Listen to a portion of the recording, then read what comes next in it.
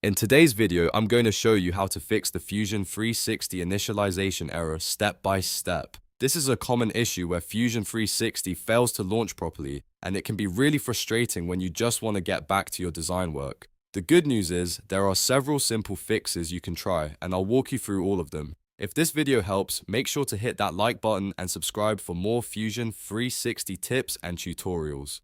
Alright, let's get started. So first, let's quickly understand what this error is. An initialization error usually happens when Fusion 360 cannot load the resources it needs during startup. This can be caused by corrupted cache files, outdated graphics drivers, incomplete installations, or even network issues. Let's start with the easiest fix. Step 1 is to simply restart Fusion 360. Close the application completely, make sure it's not running in the background, and then open it again. Sometimes that alone can fix temporary glitches. If that doesn't work, move on to step 2, which is restarting your computer. This clears temporary memory issues and resets system processes that might be interfering with Fusion. Once your system restarts, try launching Fusion 360 again.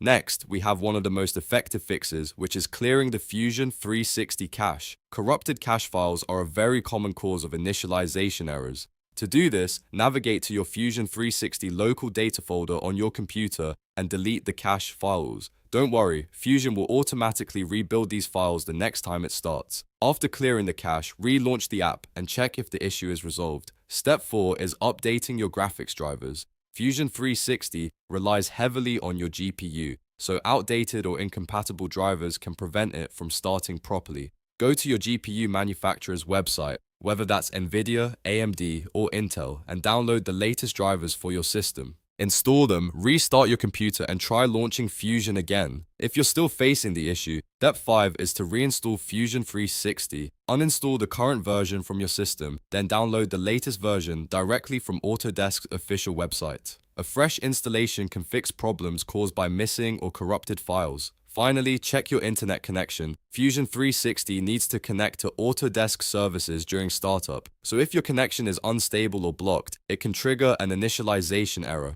Make sure you're online and not behind any restrictive firewall or VPN that might interfere with the connection. Quick tip before we wrap up.